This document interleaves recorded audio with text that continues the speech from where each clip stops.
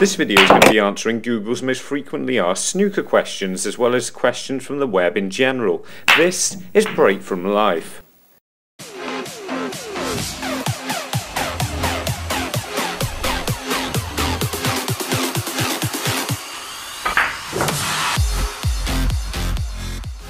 Welcome back, and if this is your first time watching one of our videos, then it's fantastic to have you here.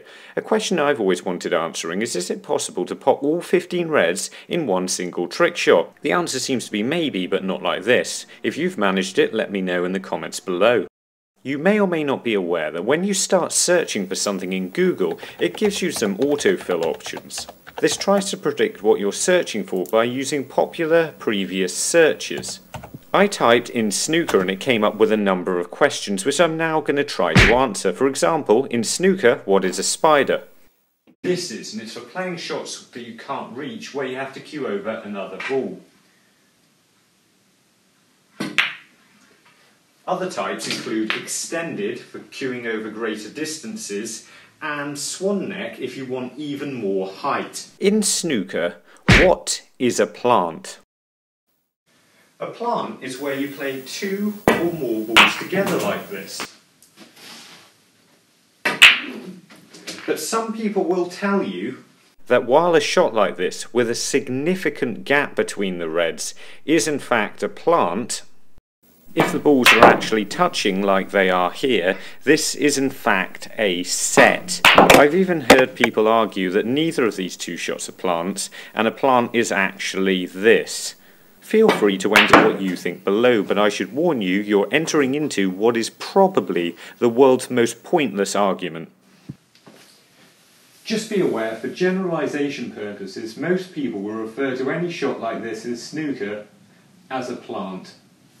Now it starts to get a little bit more tricky. In snooker, what is a kick? For an awful long time, everybody believed a kick was caused by chalk getting in between the cue ball and the object ball, causing a bad contact. So I added some good old-fashioned Masters chalk to the object ball in an attempt to simulate a kick. The first shot I played, however, I got a perfectly clean contact. If you want to know why this happened, or you want to know why kicks happen in general, then you're probably best off talking to Sean Murphy, but make sure you've got some hours free. On a straight shot like this, the kick causes the cue ball and object ball to jump more than they normally would. This could result in you not running through far enough into a desired position, or not quite getting the spin on it that you really want. A kick on any angled shot can force the object ball straighter as well. Kicks can also vary in size. I get one on this shot, but it wasn't large enough to cause me to miss the pot. It just meant I potted the red closer to the near jaw than I otherwise would have done. Fact is, since I've gone away from using these types of chalk and started using Tiam, I've barely had a kick. And if you want to give Tiam chalk a try, then click the link right here and it'll take you to the website where it will show you simply and easily how to buy Tiam chalk for the cheapest prices online. In snooker club? Not at the moment. Now I'm in the club. In snooker, when is it a foul and a miss? If you've occasionally seen snooker played on TV, then you may have wondered when the player misses a ball sometimes why the referee will say, "Foul and a miss." A need for the rule is explained easiest by this situation. I can't see this red over the pocket, in fact I can't see any red, and it's very difficult to hit this red off a cushion. And if I play a shot and leave the white here somewhere, even if I hit the pack of reds, a player of almost any ability will have at least an 8 break. A referee will call foul and a miss when they feel the player has gained an advantage from committing a foul. The opposing player then has the option of having the balls replaced and have their opponent play the shot from exactly the same position as the previous one. This can prevent players from getting an unfair advantage. Let me show you. So it seems no matter what I do, I'm going to lose 8 points on the shot. However, if I play the white just over here like this, and make absolutely no attempt to hit the reds whatsoever, I'm only going to lose 4 points from the foul, and my opponent can only pot the red by coming off the side cushion, so I won't lose any more than that, so I only lose 8 points. and the opponent will probably roll into the pack and make this more of a negative game. And it's because you can't allow people to play fouls, well, deliberate fouls like this, that this rule is desperately needed in the game.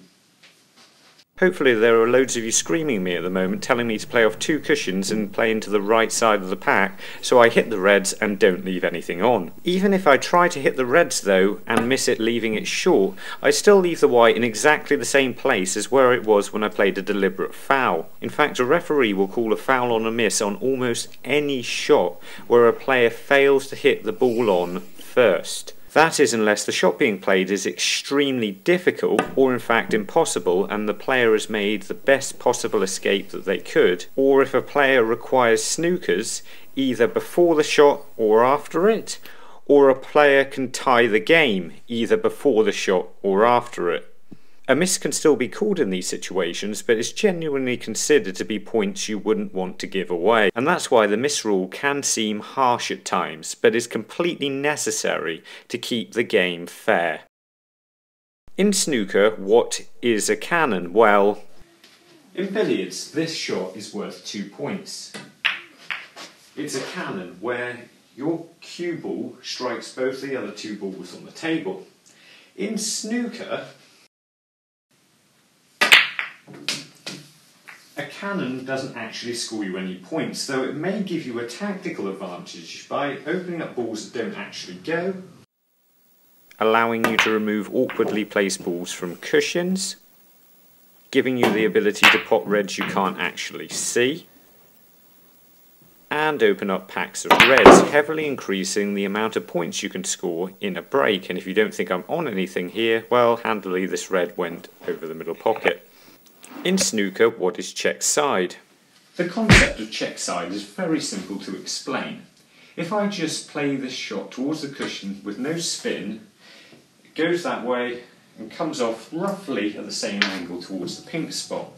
If I do the exact same thing again, but play the shot with right hand side, which in this case is check side, you can get it to come back towards you. Instead of going that way, it's come back towards me. Now the more you play this down the cushion, the less of a direction change it makes, and the more it just slows the white down. The straighter you play it, obviously the less it slows it down, and the more of a direction change it has. If you want to find out more about this, try the video in the card right now. It's also on the Break From Life channel page along with a load of other videos that will help you dominate at the game, and while you're there, make the commitment to becoming a better player by subscribing to the channel. The next question being asked is by Mr. Snooker in the form of a video. He shows us a clip of the Pool Hunter Classic where Kyron Wilson, or Karen Wilson as he's known to this channel, is 7 points behind when this happens. His opponent goes off in the middle pocket, and the question asked to us is, do we know what happens next? Kyron believed he could play the black over the pocket from the D as the white had just gone in off. In snooker, however, your opponent fouling on the black has the same result as you yourself potting the black. So in this case, as it put the scores level, it is in fact a re-spotted black. I am fully aware of this because I've done it at least 3 times myself. Though thank you to Mr. Snooker for making this video and posing this question. And hopefully I remember to put a link to his original video in the description. In snooker, what is the highest break possible? Well, at the start of the frame, if you were to pot all 15 reds with blacks and pot all of the colours all in one break, then you'd score 147 points. It is, however, possible to score more than this, but it is very unlikely. To start off with, it requires a player to commit a foul before a ball's been potted, the white to finish in a position where his opponent can't see a red and leaving a free ball.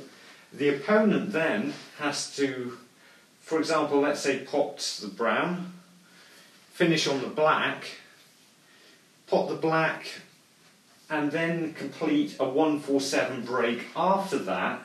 And if all of that happens, you could potentially get a 155, but this isn't how it ends. Scoring a 155 break is very unlikely, but it's perfectly possible, and that's why it's happened before. even if it is on so very few and rare occasions. However, what I'm about to explain now is technically possible, just as a 155 break is, but is completely unpractical, and that's having more than a 155 break. You see, what this would involve would be, for example, if I were to pot a brown in the middle of a break, and let's say for whatever reason the referee wasn't paying any attention to what they were doing, and they respotted a red. Now, I'm just going to say I've never seen this happen where somebody didn't notice. Never, but in the rules of the game, if that were to happen, you continue playing until somebody notices, and as soon as somebody spots it, they're meant to replace the red with the brown. They could do this. This could happen potentially with any other ball. Like I said, never seen it happen. However, if by some miraculous bit of chance it did remain on the table, nobody noticed, and the red either got potted or the red actually found its way into the pack of reds and nobody knew which one it was, the brown would just get respotted and you'd continue to play the frame with a 16th red. Now, as I said, it's very unlikely somebody would be getting a high break at the same time as the referees being completely useless and not paying any attention whatsoever to what's going on. But theoretically, this means that you can play a frame of snooker with an infinite amount of reds, meaning, though, however unlikely, the highest break in a game of snooker is technically infinite. What definitely isn't infinite is the amount of subscribers this channel has. However, it does have nearly 20,000 subscribers now. And to see how much our videos have improved recently, check out our 10,000 subscriber video. Or if you want to find out how to play snooker with lasers, check out the other video. And remember, don't just watch, play, and make the commitment to becoming a better player by subscribing to the channel. See you later.